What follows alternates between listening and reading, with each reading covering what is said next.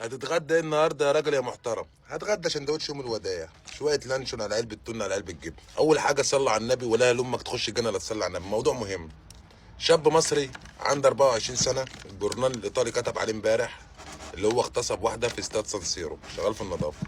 الموضوع ده كدب يا جدعان، والجورنال الايطالي كتب الخبر بالليل، والحكومه افرجت عن الشاب عشان المرأة كانت مسطوله، هو كان بيساعدها عشان كانت بترجع، وهو ما عملش حاجه.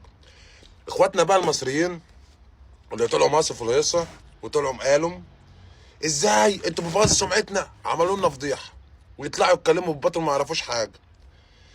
هو احنا ليه ما بنجيش الا على بعض؟ افرض الشاب ده عمل، انت بقى تطلع وتعرف العالم بحاله اللي احنا ناس وحشه هنا، وفتح عين الحكومه لنا. راعي ربنا اللي فيه زياده عن 200,000 شاب هنا شغالين بموارد الله وما معمولش ورق، ممكن بكلمه زي دي الحكومه تشد علينا.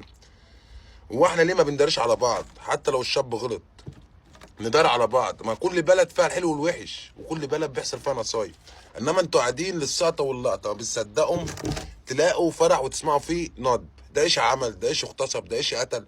طب يا عم ما كل بلد فيها الحلو والوحش. 5 من 100، 50 من 1000. بس احنا ما نتكلمش على بعض، احنا نحاجة على بعض وندافع على بعض.